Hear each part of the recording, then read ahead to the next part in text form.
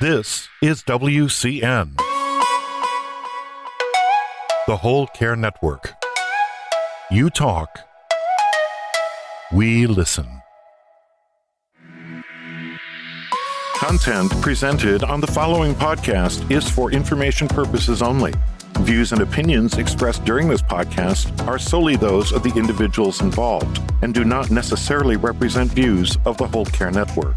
Always consult your physician for medical and fitness advice, and always consult your attorney for legal advice. And thank you for listening to the Whole Care Network.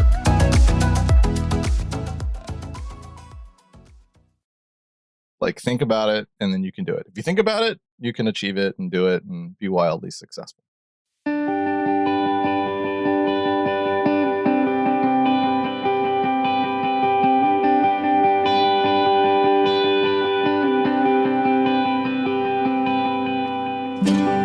We all have our stories, and by sharing them, we can truly show the power of the human spirit. Welcome to another episode of Gratitude to Latitude, Stories of Resilience and Hope. I am super psyched for yet another episode. Today, I have the pleasure of speaking with Tom Prather. So we met on BYLR, and Tom is the CEO at Blue Wave Video Production Agency and Making Waves podcast. So Tom, it's a pleasure to meet you. Welcome to the show. Well, thank you for having me. It's a pleasure to finally do this. We've been back and forth a few times on all the social platforms, meeting in BYLR. So it's a pleasure to have this conversation with you.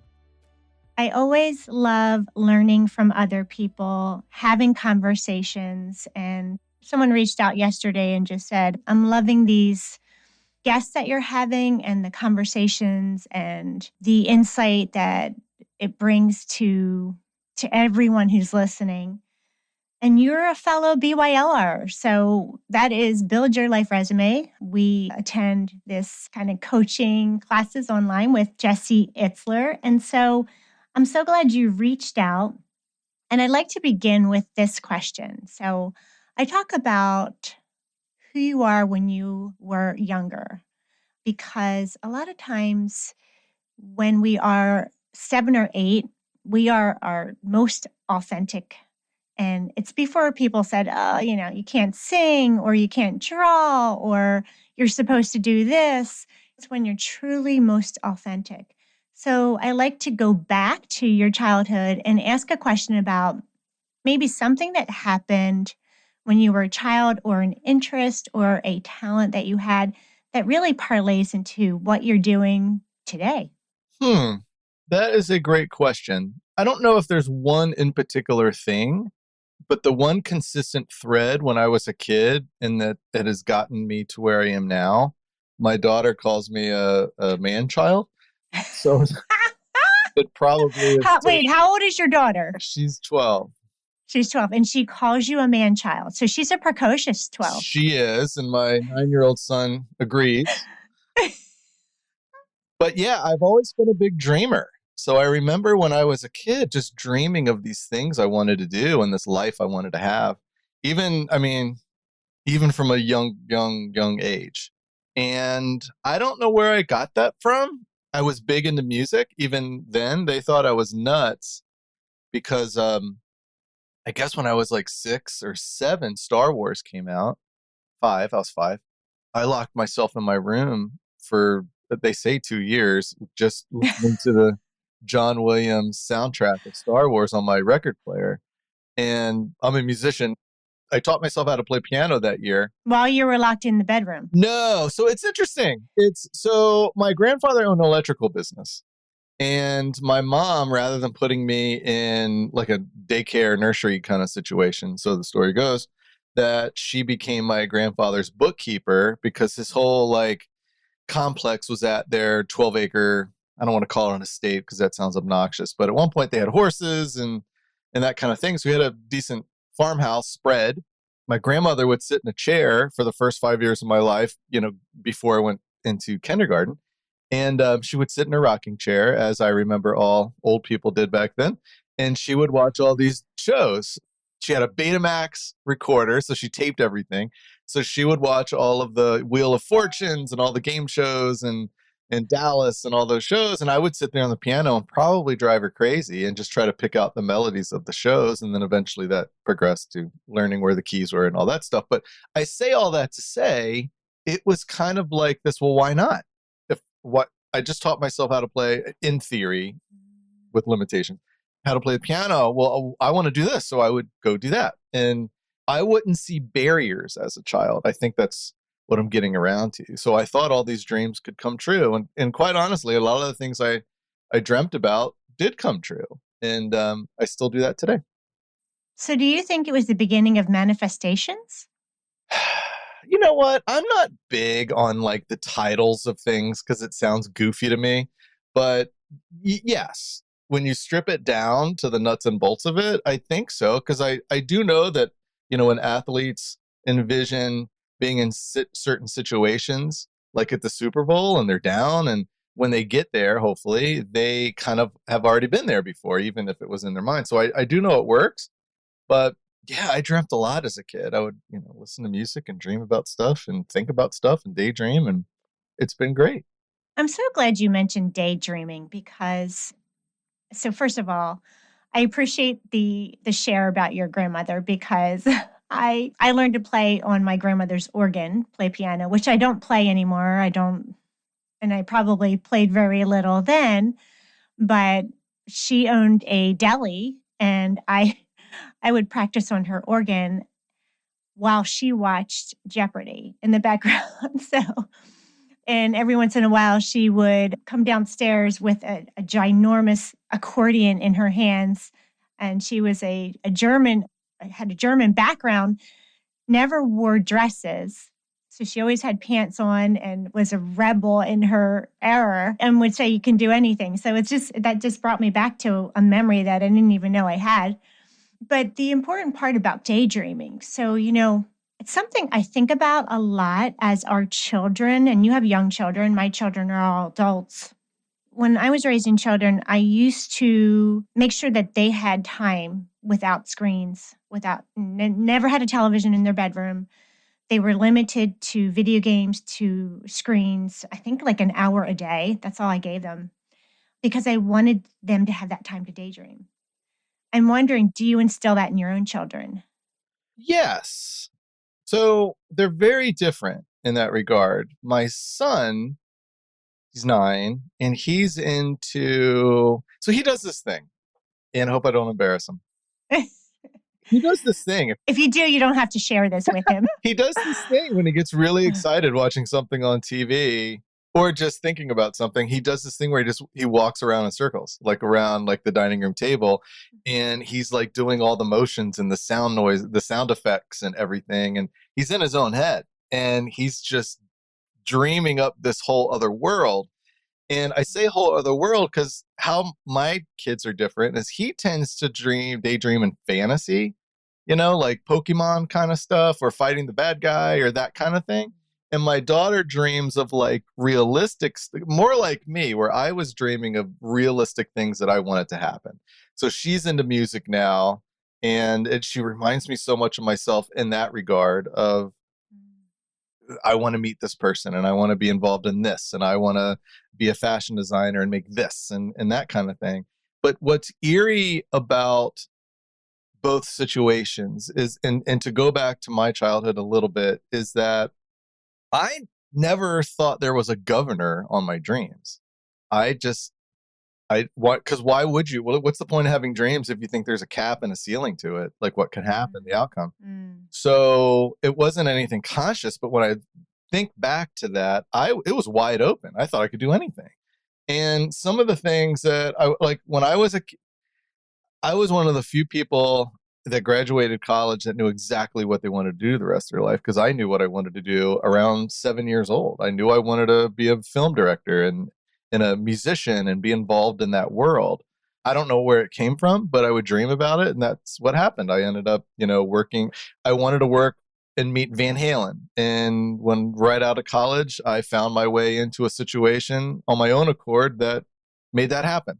So I look at kind of like my timeline of, okay, I had that dream. Well, that dream came true. And I had that dream and I made that happen. And it wasn't a matter of, okay, I tell this to my clients all the time.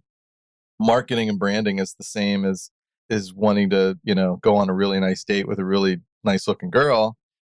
You can't think about it and then hide in your house, nor can you think about having this commercial that you want to brand with, but never put it out kind of thing, but yet be disappointed when nothing happens, when you never let them Okay, know. I need to stop there for a second because that analogy is perfect.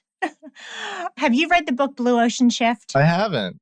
Okay, but it's all about having, and I have a huge quote on at the Hope Loves Company office, and it's that, not verbatim, but basically it's about the fact that if you want something to happen, you first have to envision it. Mm-hmm. But then you need the people and the energy to move it forward. And then you need the application. Yeah. Without application, nothing will ever change. And I love that idea and basically that's what you're saying here. You had the vision for doing all these things in the dreams. And then you started to chip away. Well, yes, that's correct. I'll tell you a quick story. I've told the story a handful of times on my podcast because we lost Eddie Van Halen last year, and he was one of my largest heroes. We've had a couple of people on the podcast related to that topic. So I've told the story a handful of times. So I'll tell it again here. I had just graduated University of Maryland Film School, and huge Van Halen fan, huge. And a lot of their songs, when David Lee Roth left and Sammy Hagar came on board, was about dreams and about thinking that you can do anything and kind of that follow your heart kind of thing. And really spoke to me. My parents had just divorced. I was going through a hard time, and that spoke to me. It touched my heart. Just graduated college. Was talking to a neighbor, and I was like, "Hey, what are you doing this weekend?" Just casual conversation. And he's like, "Oh, I'm going to the Trisha Yearwood concert." And I immediately thought, why would you go to that? But anyway, it's such a fun, cool thing to do. Difference of musical choices. I like it now. But I thought, he's like, "Oh, I'm going backstage." And he told me this whole story. And I remember walking across the street. I remember this like it happened yesterday. I remember walking across the street going, I want to meet Eddie Van Halen. He's meeting her. Why can't I meet? So I immediately had that. Why not? Why can't I? And I kind of unknowingly reverted back to, well, I don't know why I can't, because I'm a drink. This is the things I've thought since I was a kid. Why not? So I pulled out the white pages, and I knew they were on Warner Brothers Records. Tom, you just dated yourself. I know. I'm old. Because I know what white pages are, or yellow pages. So I found out the number of Warner Brothers Records in New York, and I called them, cold called, and I said, "Hey, so I need photo pass, I need press credentials, I need an interview, and I need a backstage pass for the Van Halen concert at this date at this location." And I just kind of like cringed, thinking, "Oh, what are they going to say?" And she's like, "Okay." Tamara Wilson was my contact there, and she said, "Okay, just send a letterhead." And I hung up the phone, and I thought, "What the hell's a letterhead?" I don't know, because we had processors back then. There were no computers really. Right. So the only typewriters, processors. So the only thing I could think of is I went back to the University of Maryland, went to their Diamondback newspaper. I had never stepped foot in that office before. And you weren't a writer there. No, I went to the film school there, film and TV school. So I went to talk to the editor. He didn't know I was coming. It was a complete cold call visit. And when I walked in, there was this like half wall partition between the waiting room and all the offices. And on there was a stack of letterhead. So I noticed that, had a backpack on, and I walked into his office and I turned it around and said, "Well, I'm doing an article for Warner Brothers. Do you want it?" And he goes, "Absolutely." So I said, "All right, I'll give it to you." So when I left, I grabbed a portion of that stack of letterhead, and that started my career off being a concert photographer. And it really developed well, why not? Why can't this happen? And it validated everything that I had thought of or dreamt of prior, because that was the pinnacle. I mean, I just met Eddie Van Halen and the rest of the band, and that later turned into doing that for another tour. And that turned into a short film that I worked on with Sammy Hagar, and then a film festival later, and getting invited to certain situations and things. And as of 2019, he was coming around on his solo tour, and I made a contact or called my old contact and introduced my daughter to this person that meant so much to my life.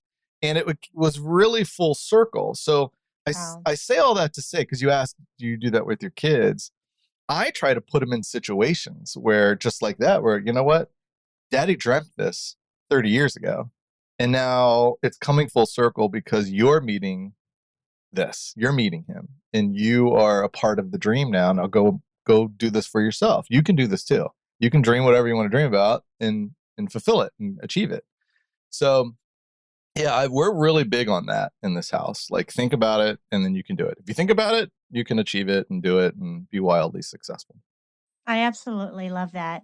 And I love the story. So basically what you just said is you have to have a vision and you really need to think outside the box. And it's funny because I'm wondering, as I talk to entrepreneurs, if there is, from the time that we're little, this different thinking, this different way of thinking.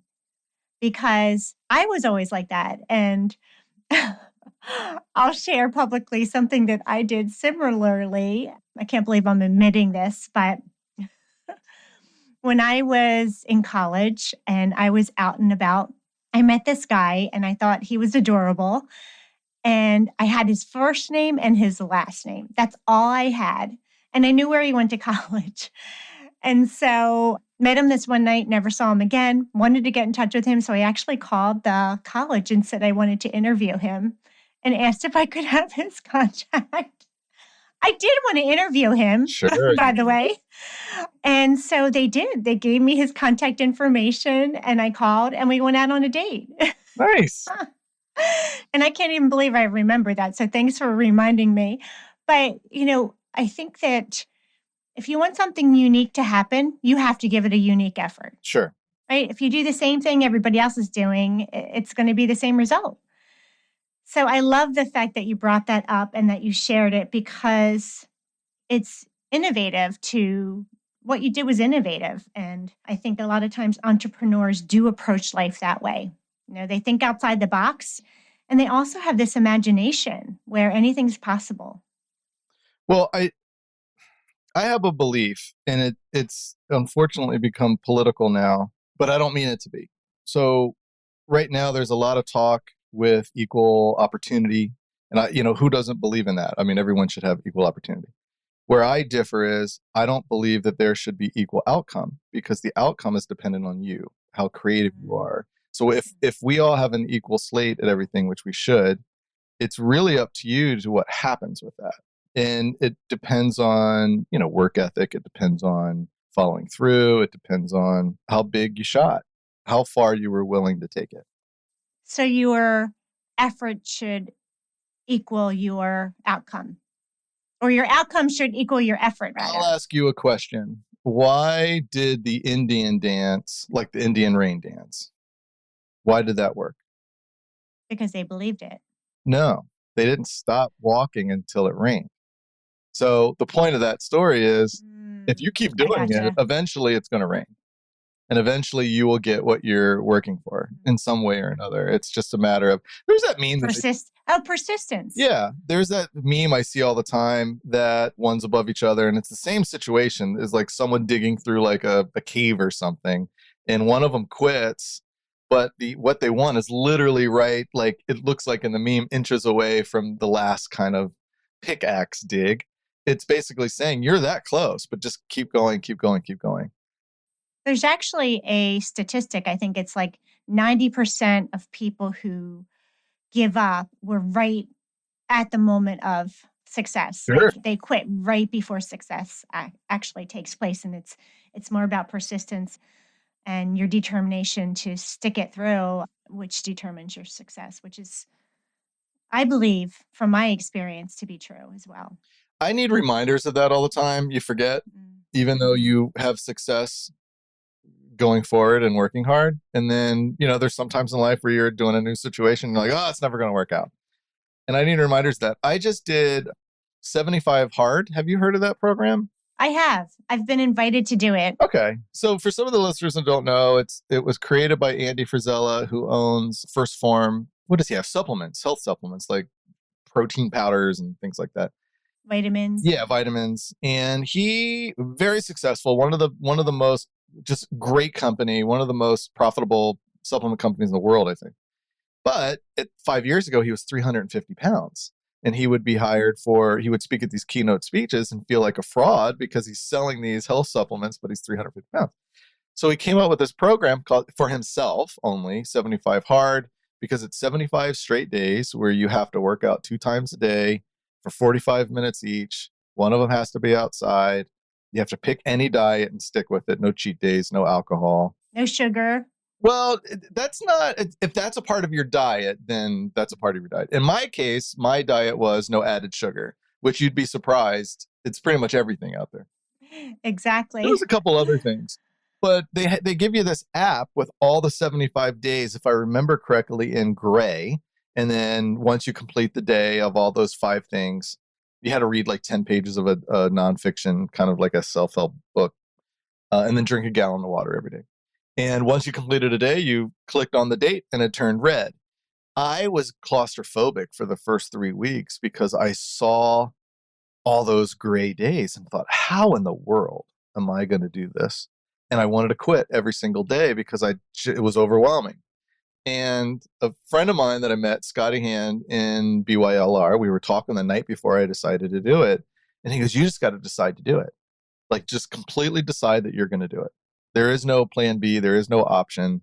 And that's what I did. I sat there with myself thinking about that and thinking, all right, I just have to literally flip a mental switch in my head and go, there is no other option. This is what's going to do. I'm going to do it. So although I struggled mentally with that, those first 2 to 3 weeks, there was no option. I knew I was going to do it. But it really taught me the lesson of just what I really struggled with is, and what I learned about myself was, I'm so worried about tomorrow and those rest of the days and day 75 or day 6. I'm never going to get to day 14. That's so far away. And reality is, 1, we're not guaranteed we're going to make it to day 14 in life anyway. But 2, all I have to do today, today is all I need to do. Or the next workout is all I need to do. And that's what it was. So I had kidney cancer in 2018, beginning of 2018. And I was one of the lucky ones where just had to pull the kidney out. I didn't have to go through chemotherapy or radiation or anything like that. So for me, it was more of a mental game of, oh crap, I have it. I had to wait 7 weeks to get it out after my diagnosis. So that was hard.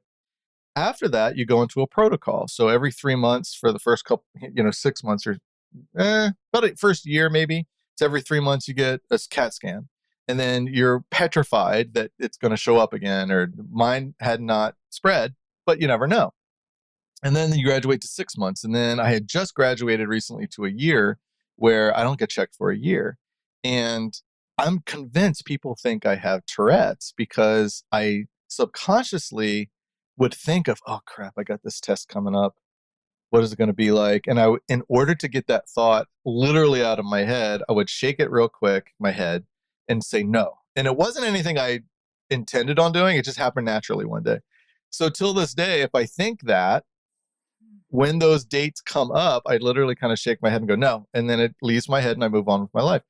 I found myself doing that for 75 Hard because I thought, oh, I got to do tomorrow. And I'm like, no, I'm not doing tomorrow. I'm doing today. So that concept bled into my work because we kind of touched on it before. I have clients. I'm in charge of their branding, and I have a lot of clients that come and say, new clients that say, oh, I just did this ad and I put it on Facebook and nothing happened. Well, now I go, okay, well, I'm on day 1 of 75 Hard. I went to the gym and I still look the same. It's the same thing. Of course, nothing happened. You have to keep doing this every day and you will see those incremental results eventually. And then you'll get it. And then it's that everyday persistence. And in life, I have found that every once in a while, I'll get those reminders. So 75 Hard was a reminder of that. Getting cancer was a reminder of that. So you get slapped in the face of, okay, I keep forgetting, but I just got to be consistent and persistent and keep doing what I need to, whatever that is. Whatever the is, just keep doing it. So, how do you eat an elephant? One bite at a time. And when you look at all of those dates, and it's so true for so many people, I think, right? When you look at the big picture and of what it's going to entail, it's immobilizing. It's absolutely immobilizing. But if you think just today I have to do this, and that's it, just for the next 12 hours, and then tomorrow is a new day and tomorrow's a new challenge. But if you just stay present, I think that's so true because it can be overwhelming to look at the big picture. I also want to go back to your, sharing of your kidney cancer. Sure. How is life different when you've had a kidney removed? Physically? Physically, mentally, yeah. I know a friend who received a new kidney, but I don't know anyone who actually has had one removed until now. Wow. Glad I could be your first. Really nothing physically. In the beginning, I had to be more aware of certain things they don't want you to be engaged in any like really physical activity or impact driven activity, like no. Okay. Well, that makes sense. Yeah. Because apparently the one kidney kind of overcompensates and it physically gets larger and therefore it's more susceptible to like injury. Do you still process liquids? I mean, everything still happens as effectively with one kidney? I don't notice a difference other than I have to be aware of how much water I need to drink because I need to drink a little bit. I need to drink more water. But other than that, physically, no, it was all mental for me, really all mental. Occasionally, things that I remember, and I've gotten past a lot of this stuff, but in the beginning, the first time, it was about 6 months after surgery, we were packing to go away for the week to the beach, and I was putting a surfboard on my car, and I realized I can't take this because I didn't want to risk falling off and being pounded in the sand underneath the water at the ocean floor and having some type of, and I was uber paranoid. I don't care now. I do that now. I haven't been skiing yet, which I think I will. How long has it been, Tom? I had my kidney out Valentine's Day 2018. I'm so glad that everything went well. And I'm glad you also brought up your surfboard because you are about making waves. I looked up the definition of, we all say it, right? Making waves to create a significant impression. And I've always been someone, I think, who likes to make waves and also to create ripples, right? To create a positive impact. So tell me more about your company and the film that you do, the video production that you do. Sure. Well, like I said before, I had known I wanted to be working video and TV and film since a little kid. And the only thing that really has changed is just technology changes just really fast. So when I was in school, it was all about tape machines and turning the knobs to edit and kind of doing it the old school way. Now everything's digital. But what we do is we have the best of both worlds, where we produce content. And I say content, it used to be videos, but now it's kind of everything. Videos, website design, film, regular design. I'm just wrapping up a book cover for a client and doing their website and doing their video branding for their overall campaign.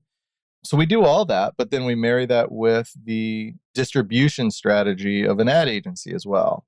So easily said is we'll make stuff for you to be noticed, but then we also know how to get it out there, distribute it, and the strategy behind it for people to actually see it and engage. The full package. Yeah. That's awesome. Yeah. So making waves puts you behind the camera. Do you provide the music for it as well? I know that you play, that you're a musician. Do you do more than one thing? Do you wear more than one hat? In some cases, yes. So I have an issue of control, probably. Have you admitted it here publicly for the first time, or is this already a common I was meeting a client. Understanding. I was meeting a client at their home last night, and we had talked about kids and dreams and stuff. My son, who's 9, wants a bird, and my client has this bird. They have a bunch of pets. It's like Dr. Doolittle over there, but they have this bird that they have 3 cages in the house, and it just flies around the house and goes to cage. And a couple of weeks ago or so, I was meeting with them at their house, and the bird just fly. First of all, the bird was zipping around all over the room, but then First it was free, you're saying, right, right? it's And then flying around. okay. And all of a sudden, I'm talking with one. It's a husband and wife. I'm talking with the husband, and the bird lands on his head. And I just started. I'm like, "How do you have a conversation with someone when the bird's on her head?" What kind of bird is this? This is a big bird? I was like, "Oh, cockatiel, I think." Okay. And anyway, my son really talks about birds all the time. So I said to him the other day, I said, "Hey, listen, I got to go back out there on Thursday. Do you want to come with me? I'll see if it's okay. It shouldn't be a big deal, but while I'm meeting with him, you can play with the bird, you know." So it's that whole kind of thing of putting your kids in situations where they are closer to, if you can facilitate helping them achieve, one of their dreams, or as small as I want to handle a bird, try to do that. But we were having a conversation last night I was showing them a web design, and they said something to the effect of, "Oh, what theme is this?" I said, "This is not a theme. I created this by hand in Photoshop, and my process is I create literally everything I want to see in my head, and then I hand that off to my web team and say, make this exactly." And that's the control. I need to do that. So I need to be behind the camera, and I need to be behind the editing suite. And it's just because the vision in my head, I need to see that. I need to follow that through. It may be annoying to other people, but it gets the job. We all work in different ways. Sure. And I can understand being a perfectionist and wanting to have control of those things. I think it's interesting. My children don't believe me now, but when I was younger and before my husband had ALS, my late husband, I was definitely that way. And then when something like that happens and you don't have the time, I quickly lost the goal of being a perfectionist and probably went a little bit more the other way while raising 3 kids with my house and dinners and all of that. I was just like, "Oh, we'll just order pizza. It's all good." The problem is it leads into everyday life, where I remember the story when my wife wanted to build like a little fountain, like a tabletop fountain. And I like to do that kind of stuff. And I'm like, "All right, I'll build it for you." And I went to see it. "Show me what you're talking about." And it was this, whatever the fountain was. I said, "All right, we'll do something like that." And there was a conversation that was held about, "Well, I don't want brass. I want this." And I'm like, "Well, it's not going to look good." And like, well, and then we got to this banter about, and I had to stop and think, it's not like, I'm not working right now. Let's just do this how she wants it. But it was killing me because I just knew it didn't look right. Well, you can have it that way, but it's going to really look crappy. But if you want it, go ahead. Go for it. Your life. Go ahead. So we've been talking a lot about dreams. Tell me about dreams for kids in DC. Yeah, that's ironic, right? Yeah, it is ironic. So I'm going to tell you how I got involved and try not to get in trouble for it. Okay. I'll leave out names.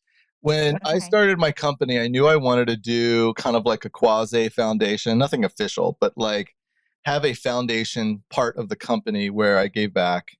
I believe I was placed here for a reason, and I believe God gave me these tools so I can benefit not just clients, help sell cars and crap that they're making, but like have some impact in the world. So, but really good crap, right? Really good crap that they're making. Absolutely. But after a while, I was like, "Oh God, another one of these." So I was working with a national organization. I won't mention who they were. And they were based somewhere else, but they had an office here. And I was working with the local chapter of said organization. And I felt good about it at first because it was everybody knows this organization. And I would go to some of the events I was brought on to cover, and it just was like, a networking event every single time. And it made me feel dirty because it just wasn't about what it was supposed to be about. And around that time, I was invited to the Gibson Guitar Studio down in Chinatown in DC for this Dreams for Kids event. It was like a fundraising event. And I didn't know what that was. It sounded cool. I just wanted to go to that Gibson Guitar Studio and see what they had there. And I went there, and it was all about providing opportunities for kids with special needs, physical, mental. And the activities that they had talked about, a lot of them are like athletically minded. So, a kid with special needs oftentimes doesn't have the opportunity to be on a hockey team or go to a prom, have a prom, go water skiing, among other things. And I fell in love with it, the idea of it. So I called the director, found out who he was, called the director the next day and said, all right, I've been working with this group. I'm going to not do that anymore. And here I am. I will do whatever you need me to do. And Wow. that turned into becoming one of the initial board members a year or two later. And that was maybe 12 years ago, 12, 13 years ago. So we've continued to march forward with our mission. And prior to COVID, they were mostly athletically minded. We partner with the majority of the pro teams in town. So the Capital, we put like 100 kids on the ice with the Capital players. If the kids can be on skates, we'll put them on that, or we'll utilize adaptive sleds like they use in the Paralympics. Each kid has a volunteer and a mentor with them at all times, and we'll put them on the field with the Redskins, which is difficult for me because I'm a diehard lifelong Cowboy fan. But I suck it up for the kids. I was preparing for that Right? one. But yeah, we have proms and adaptive water skiing, and all sorts of things. Since COVID, we've kind of pivoted because we weren't able for the longest time to meet with kids personally. So we would have cooking clinics and all sorts of things.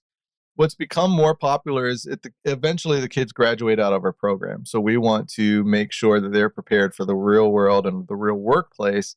So we put them through a program that we teach them how to do resumes and coach them through interviews. And we graduate them out of the program, give them a computer, and help them get them placed ideally in positions in town. So that's been really, really rewarding. Again, I've been on the board for, I don't know, 10, 12 years. And I've seen these kids grow. And I knew them when they were 6 years old, and now they're getting into their 20s. And it's really cool. It's really amazing. I've watched kids show up to an event, nonverbal autistic, and they left the event. I watched them with my own eyes verbally tell their parents how much fun they had. So Wow. it's just wild. It sounds like you found your purpose in Dreams for Kids, and it's a reminder. Anyone out there who donates to a nonprofit, volunteer, because sometimes we just give money and we really, we read about a nonprofit, so we think we know what they do. But when you volunteer, you really see the cause in action, and you want to make sure that it resonates with you in all aspects, right? How they talk to people, how they enter the phones, where their money goes. All of that is relevant. And it's something as a nonprofit founder that I like to talk about because you hear these stories of nonprofits who give 1% of their donations actually to their mission. And it's like, what? I'm not you know? I'm not saying that the original nonprofit that I volunteered at originally and gave my time to, I'm not saying that they weren't really concerned of a cure. But what I am saying is that what's really rewarding for me is that I see a difference, a physical difference in these kids immediately, even if it lasts for that hour that they're together. But I don't know any kids that on a day-to-day basis have the opportunity to meet their heroes and engage with them and get on the ice or the baseball field or whatever, or think they can ice skate. And these kids have every challenge in front of them to say that you can't ice skate because you can't walk. But then they get on these adaptive sleds and they're just made a goal against the Capitol, and it changes their life. It really does. So I see that impact immediately. I don't have to wait for the money to go to some lab somewhere and maybe they'll come up with something. The money's used right then and there, and I can watch the difference on their faces. And you keep in touch with the parents and you see them 5 years down the road and they're like, they're still talking about that goal. You're an immediate part of the success, hands-on part of the success. Yeah. I mean, again, has nothing to do with me, but it's so awesome to be there to witness it. Because so much in life, you don't see that, or you're not fortunate enough to witness it. You miss it. But it's really cool to be a part of it. Well, I have truly enjoyed this conversation in so many ways. I'd love to have another one with you, I think. I have two final questions for you. One is, how do people get in touch with you if you want to be contacted. And the other is you have shared that you battled kidney cancer, that you're a dreamer. Is there a quote or a book that you can recommend for others who are trying to find their way? Great question. And there is the book that I literally give to everybody. We had, Xfinity Wi-Fi in the house. And there's a guy, the tech guy came and he's having a bad day. He was surly. And he's in the basement. He was there for maybe 20 minutes, and surly is the perfect word. He was just having a bad day. He mentioned somebody else's girlfriend, like all this stuff. He just looked beaten down. And he came up. I had gotten the book. I keep a couple of them here. I had signed it inside, and I gave it to him. And I said, listen, something spoke to me that you need this book. And here it is. And the book is called The Last Arrow. It was actually written by a pastor, Erwin McManus. He is the head of Mosaic Church, pretty famous church. It's really interesting story. The book is all about this biblical story about using, I'm not going to go into that, but about using all of your arrows in your quill and that kind of equate that to life. Use everything that you have in life while you're still here, kind of thing. And the author had wrote that, and the day he needed to submit his final edits for the publisher, he was diagnosed with cancer. He gets home from that diagnosis. He needed to kind of like wind down, needed a distraction. So he sat down to start the edit of the book. And the very first page he randomly opens up to in his own book was, "You are dying." And then he continues to read, and it said, "But we're all dying." So it had an impact on his life. I was halfway through reading that book when I was diagnosed with cancer. And then the day I got home from that diagnosis, I was in the hospital a couple of days. And I picked up that book and started reading it from the beginning because I knew it'd have a whole different thing. And the one big thing from that book is, if you have some impending doom, or this, if you're in school and you have a report card coming out, or if you're at your work and you have this big project, or you have a cancer test coming up, or anything, don't waste that time. So if you have 2 weeks and you're dreading that for 2 weeks, you just wasted 2 weeks, where very well, you're going to have a positive outcome, positive news coming up, right? So if you live the best life that you could for those 2 weeks, but you're told you have cancer or something else bad, well, at least you had the 2 best weeks of your life. And that's going to lead you and project you into fighting whatever it is that you need to do, or understanding it. So that's the key to the book. And it really helped me through my process of getting past. And what is it title again? It's called The Last Arrow by Erwin McManus. Yeah. I just gave one away 2 weeks ago. I love giving this book out, and I get great feedback on it because it's just a book of hope and living for today, even if you're living through a bad circumstance. I will order that book today. How do people get in touch with you, Tom? For the most part, you can find me on the social. I don't really use Twitter anymore. It's become too toxic. But I'm a big fan of Instagram because I'm a visual person. So you can find me at I am Tom Prather handle. And then my podcast, just look up Making Waves with Tom Prather. You'll find it. I will be listening. Thank you so much, Tom, for this amazing conversation. Take care, my friend. Absolutely. Thank you.